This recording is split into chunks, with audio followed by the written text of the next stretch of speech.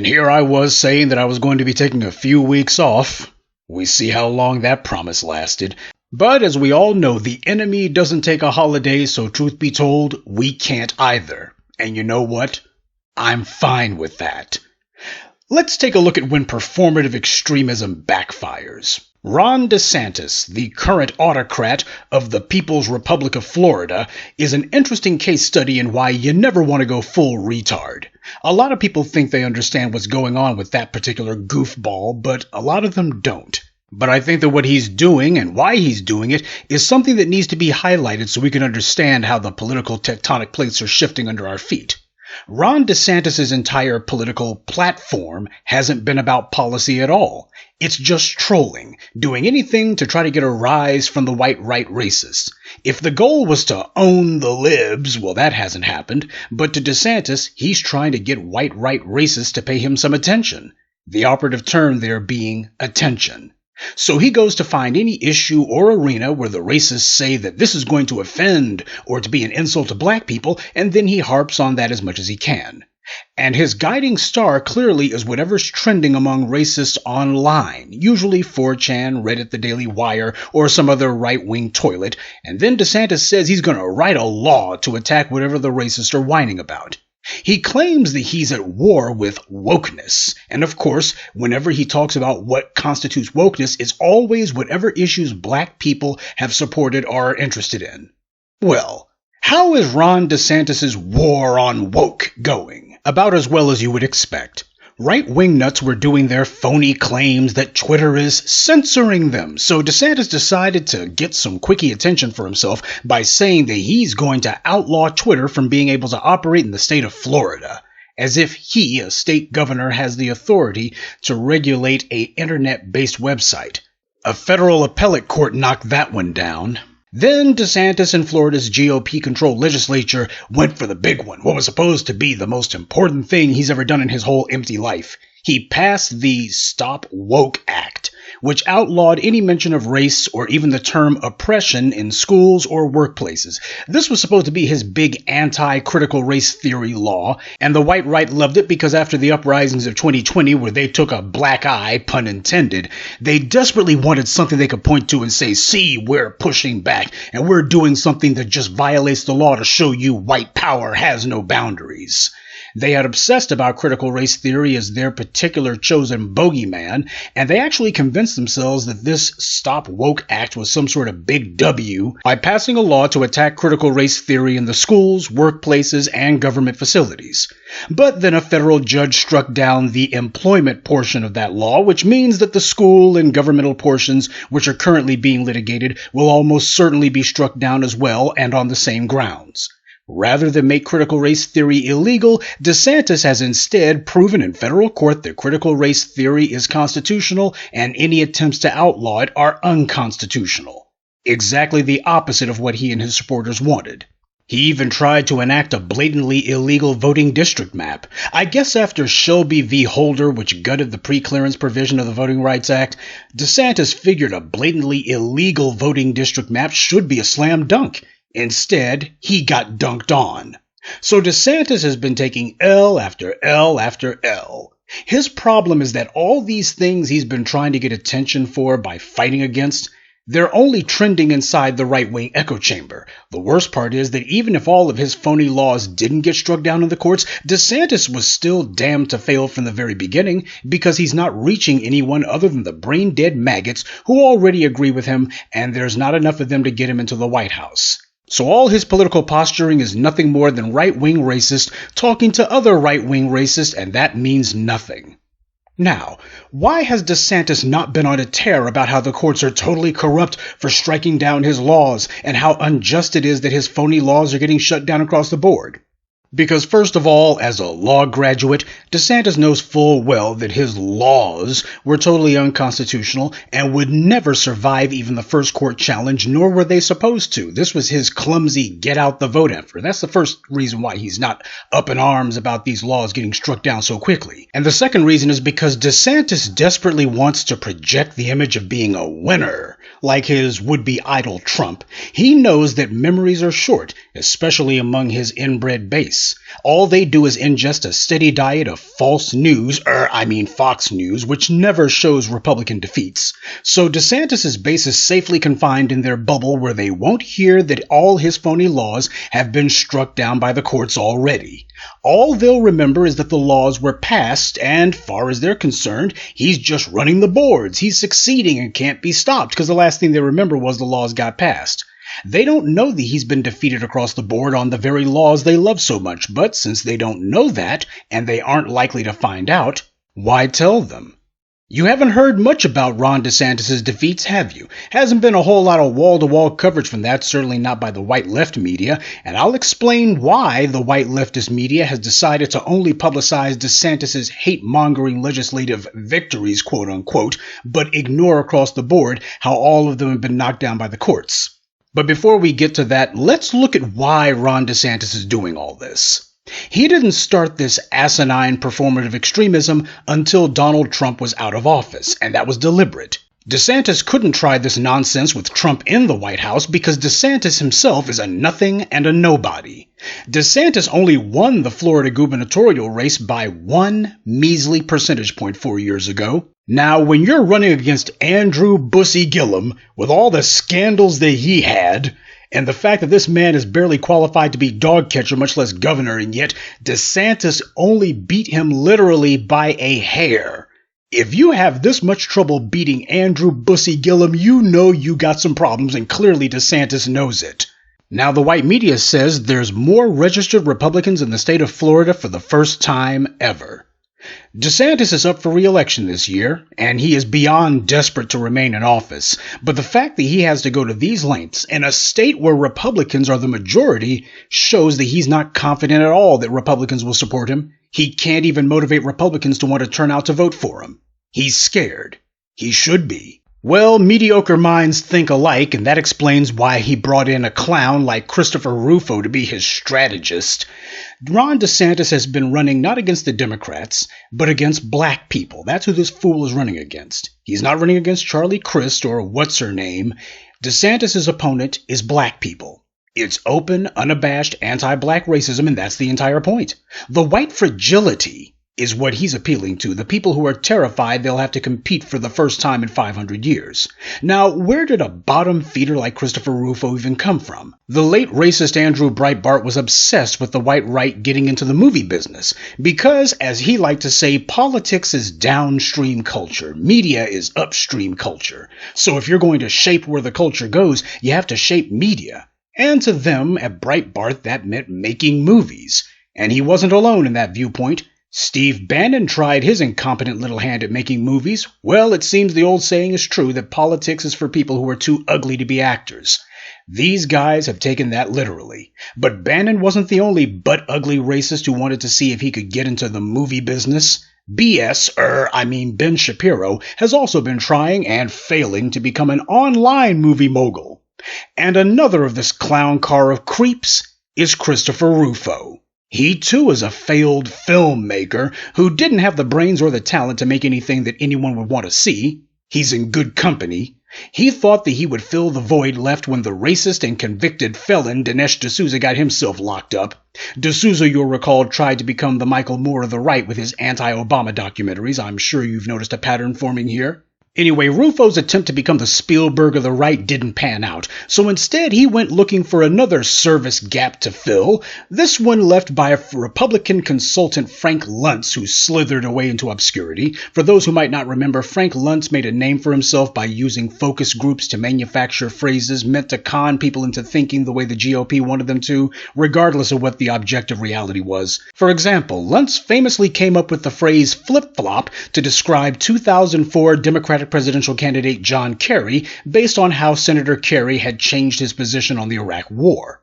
Luntz also came up with the term death panels to describe Obamacare. There were no death panels, of course, and nobody died, but the GOP wanted to use moral panic to make people vote Obama out of office based on his health care plan.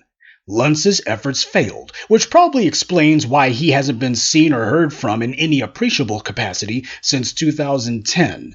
But Luntz's practice of manufacturing lies in order to try to sway people hasn't gone away. Christopher Rufo was hired by the Manhattan Institute to see if they could use this ploy to get any political traction in Republican states. So Rufo has been working with the financial backing of certain white right-wing interests who have been putting on staged, phony outrage displays in deep red states, specifically the states of the old Confederacy, which is where Rufo peddles his nonsense. The problem is that this means his political strategy is preaching to the choir. That's why the phony hysteria over critical race theory hasn't resulted in any blue or even purple states trying to outlaw it or even challenge it.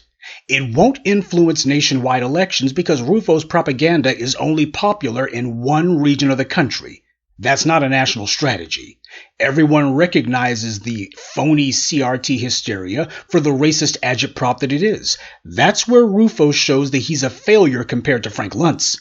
At least Frank Luntz understood that he had to sway more than just the same old diehard GOP base.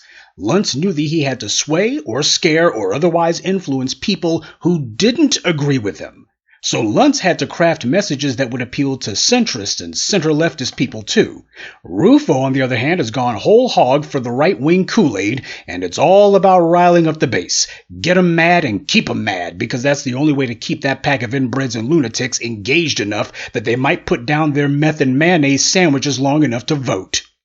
It seems that among the GOP, they learned the wrong lesson from their failure to get Obama voted out of office. The lesson should have been that they have to craft arguments based on policy. Instead, the lesson they learned is that they need to double down on the anti-black rhetoric. Just go madhouse-level hysterical about it. Basically, just do the exact same thing, only more of it, and instead of using Obama as a euphemism for black people, just put the pretenses aside, just come out and say you're fighting against black people. Now, the racists got a nice little sugar rush from DeSantis making his racist speeches and passing his insipid little laws. They got to giggle to themselves as they saw this fool passing laws damned to fail from the beginning, claiming that they were going to outlaw all these things that black people were doing. But they're being struck down. For all his bluster and bragging on himself, DeSantis has no wins. So when he says, "We're fighting back," the part that gets left out is he's fighting all right and losing. Anti-CRT hysteria has run out of gas. The bout of outlawing black people and any mention of racism has run its course. And when you decide to go full racist, that's a trick you can only do once. DeSantis and Rufo have already tried to ban any mention of black people, to erase black people from history books or social discourse from any place they can, and to punish anyone who mentions racism because they can't defend white supremacy. They took their anti-black racism to its ultimate extreme. So already Rufo and DeSantis have taken the anti-CRT gibberish about as far as it can go. That's why these days Rufo is flailing about desperately trying to tell white people that Mickey Mouse is a pedophile. He took his lies about CRT as far as they could go, and they didn't get him very far. Too bad DeSantis and the Florida legislature already passed laws making critical race theory illegal, not just in schools but in workplaces and anywhere else they could, short of the home, that is. That's a trick you only get to do once, and with the courtroom defeats for DeSantis' performative extremism having piled up so fast, that means Rufo's phony war on CRT has failed. Florida can't do anything about it. That's been proven in court. And this is why Rufo has already moved on from Florida and is now pushing the same failed political strategy in other states, cheering any GOP politicians who claim to be investigating schools for any trace of CRT. You notice how all the Republicans' talking points have to do with children, whether it's in schools or abortion or the so-called don't say gay law that's being called by the white left. Everything the Republicans are doing happens to be the hot button of white children. That's the button that they're trying to push. White children. There's threats to white children. CRT threatens white children's feelings. Abortion, that threatens the number of white children. And the Magic Kingdom is about to become the Blue Oyster. Look it up. But that's their entire strategy, that the white children are under threat. Never mind that thanks to Rufo and his pal DeSantis, there's nothing these other GOP-run states can do other than investigate. Rufo is fighting to make people think that he's still relevant. That's his shtick. That's what he wants. But like Frank Luntz and Karl Rove before him, Rufo's already become old news. And it seems that even he's figured this out. So now he's bouncing from state to state, looking for a new patron, trying to see if there's another GOP governor who is as gullible as DeSantis, who will give Rufo's talking points any attention so Rufo can falsely claim that his rantings are being taken seriously by someone. And since the GOP is at least 50 years behind the rest of the world, it's inevitable that Rufo will find some empty-headed governor who doesn't realize or doesn't care that Rufo's racial hysteria crashed and burned a long time ago. It may still play on Fox News and right-wing hate radio, but it won't play anywhere else. You can tell when someone feels they're on a sinking ship. The desperation is palpable. Performative extremism may be the only thing that will motivate the GOP base, but it won't motivate anyone else. So it only makes sense that losers of a feather fail together. Ron DeSantis is an empty shell. Before his nonstop race baiting, nobody knew who he was. Nobody even thought about him. He barely won the governorship of Florida. I mean, for God's sake, he came within 1 percentage point of being beaten by Andrew Gillum. DeSantis has no ideas, he's as intelligent as a cantaloupe, and he has all the charisma of a dish rag. This is why he's trying to be the successor to Trump. Because nobody, and I mean no freaking body, wants DeSantis. So, since nobody wants him, he's trying to be someone else, anyone else. But because he has the IQ of a dung beetle, DeSantis did the most stupid thing he could do. He chose to try to be the successor to Trump before he confirmed that Trump was gone for good. For the last 2 years, DeSantis has done the most to show that he's the most ostentatiously racist Republican in the country. Everything Trump did, he decided to turn it up a little bit. And even that wouldn't be so bad, except DeSantis doesn't understand the very racist right-wing voters that he's desperately hoping to appeal to. Now, there's been a number of GOP establishment politicians who had tried to make their name in the post-Trump era by claiming they were Trump without the baggage. A lot of the GOP leadership actually resents Donald Trump, but the problem they have is Trump came in and elbowed them out of the way easily, and he made establishment Republican a dirty word. The establishment GOP politicians, who up until this point have been political and media royalty, they spent decades in the party. In many cases, their parents were party bigwigs, and as we saw with the Bushes and the Cheneys, they were able to hand political office down from father to child like they were family heirlooms. But then Trump comes in, swats them aside, and worst of all, he turned their own voters against them, and did it easily. Because they had been in office for so long, and as the white right base saw it, they hadn't done enough to advance white supremacy. Now these establishment GOP politicians are caught on the horns of a dilemma. They realize how unpopular they are with their own voters, and that it was Trump who did it to them. And now they're trying to figure out how to edge Trump out of the party without alienating the very white right base voters who worship Trump's dirty drawers. So their strategy? If you can't beat Trump, then join him. Better yet, outdo Trump. And so that's what they're trying to do. To replace him. To beat Trump without the baggage, they say. Now, when they say baggage, these guys mean all the vulgar comments and blatant, often profane hate-mongering that Trump does. But again, DeSantis proves what a moron he is. That whole "I'll beat Trump without the baggage" routine, that's meant to appeal to the donor class of the GOP, the individuals who like what Trump does, though don't necessarily like how he does it. The Trump without the baggage shtick may play behind closed doors with Republican leaders who didn't like how Trump swept them aside and took over their party. But outside of the GOP party headquarters, it doesn't work. Basically, "I'm Trump without the baggage," that's a never-Trumper with the serial numbers filed off. These "I'm Trump without the baggage" clones refuse to understand that what they call baggage, that's the very thing that appeals to Trump's base. Sure, many of the Trump base, if asked, will say, well, I don't like what he said about grabbing women by the genitals, etc. But there's a world of difference between "I don't like what Trump said" and "I won't vote for Trump." That's where the DeSantises and the rest of the Trump without the baggage imitators show how little they know about their own racist base. People disagree with what so-called moderate politicians say all the time. But they still go and vote for them anyway, and people likewise agree with what a politician says. But then they turn around and don't vote for them at all. DeSantis was irrelevant as long as Trump was in the presidency, but once Trump was out, DeSantis figured that he finally had a clear lane to try to make a name for himself, to scoop up all those voters who Trump had galvanized, and best of all, DeSantis felt that he could do it without alienating those voters by opposing Trump or daring to run against him. You get to have your cake and eat it too, or so DeSantis thought. But the game of replacing Trump only works as long as Trump remains in retirement in Mar-a-Lago. The second that Trump said that he's running for office, DeSantis was finished. Nobody wants imitation Trump when they can get the real thing. Nobody wants a pathetic impersonator of Trump who tries to do a clean version of the Trump show. That's like asking the GOP voters to go to a Dennis Leary comedy show, but when they get there, it's some cheap wannabe Dennis Leary imitator, and he does similar jokes, but without the cuss words and without the intentionally offensive material that Leary likes to traffic in. Trump is the unedited version of an R-rated movie. DeSantis is the edited for television version, and it's obvious which the white right base prefers.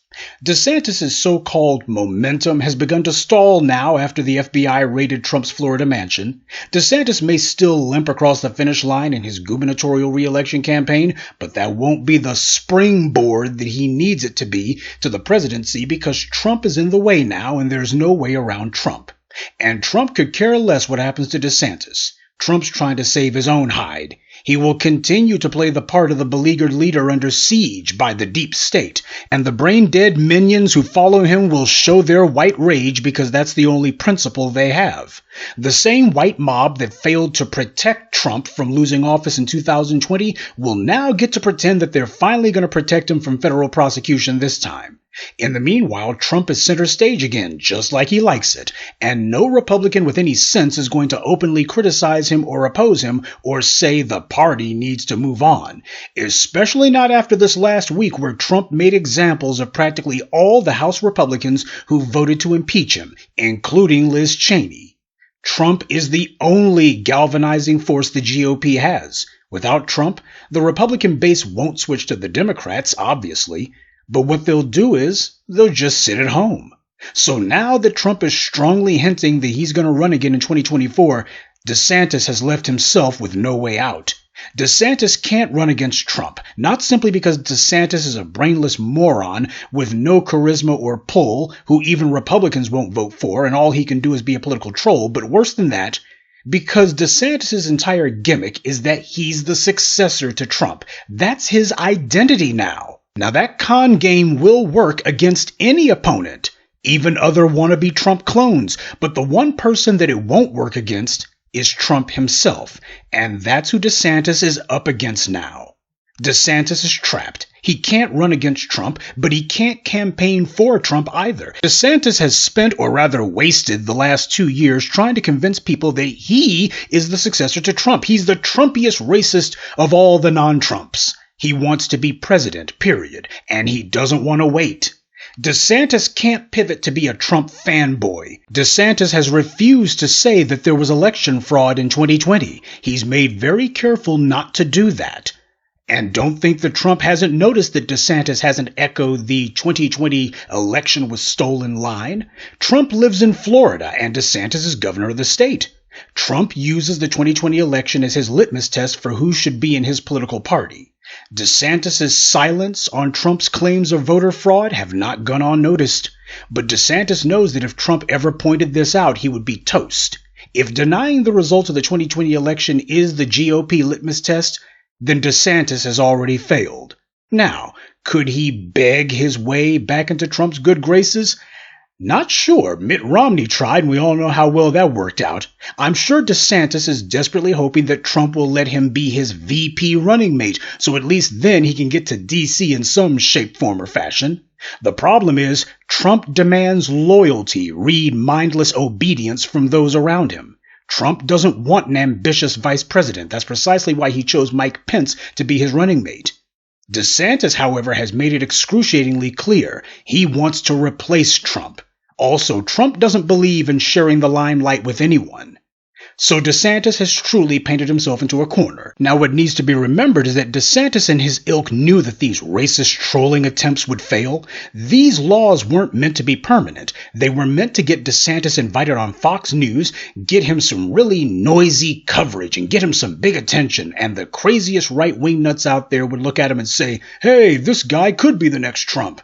This was his get out the vote effort. Nothing more. The legislative trolling that he did delighted the bottom-feeding, knuckle-dragging, single-digit IQ gutter trash that DeSantis wants to appeal to, but that's not how you become president. The GOP learned the wrong lesson from Trump's victory in 2016.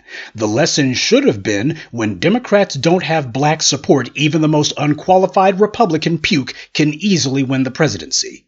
Instead, the GOP has convinced themselves that the lesson was America doesn't mind if you're a blatant, uncouth, mouth-frothing racist. They'll still put you in the White House anyway.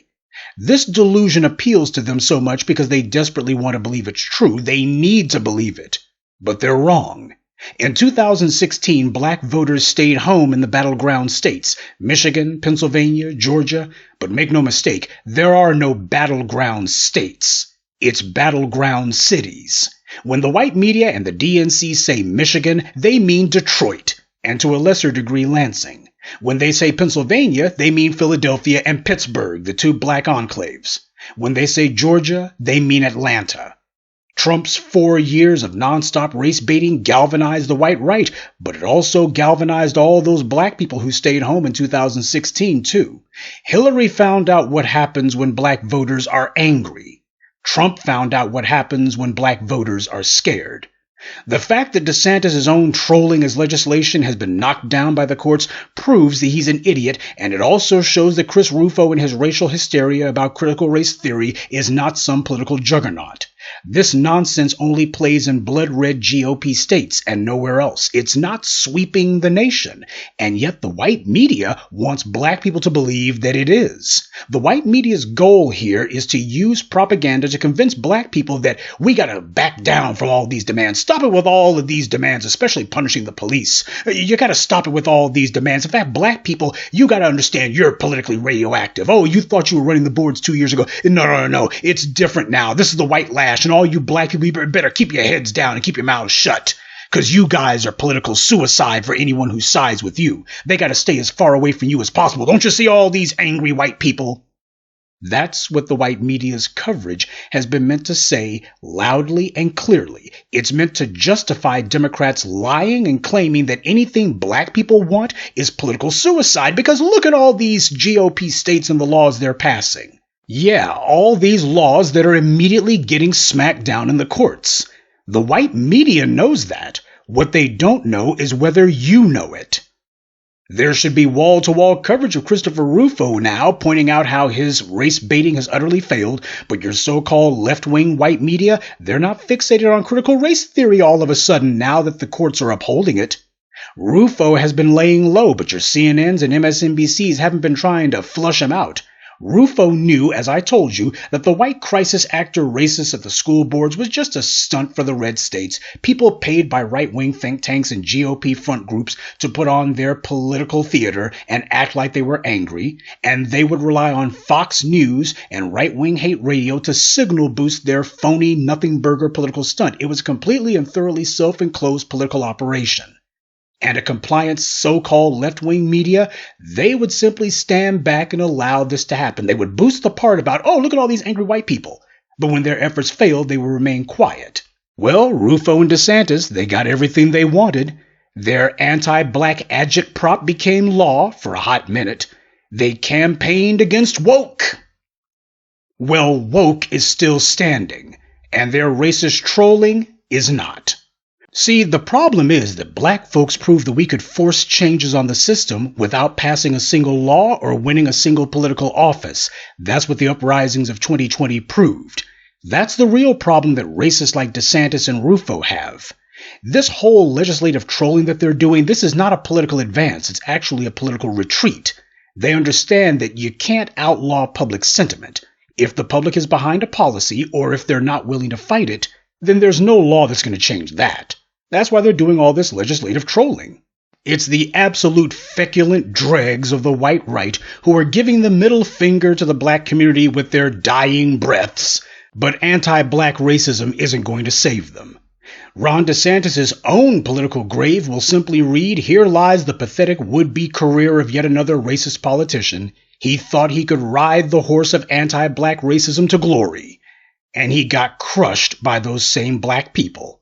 Because the problem with performative extremism is that once you've gone to the absolute extreme, you've got nowhere else to go but down. Good day, and be one. I'd like to take a moment to mention some of our contributors: Codified Trucking, Tyrone Leak, Jeffrey Williams, Earl Jackson, and Suleiman Alaji. Salute to them, and thank you to everyone for listening, liking, and sharing this message. Black empowerment only exists because of you.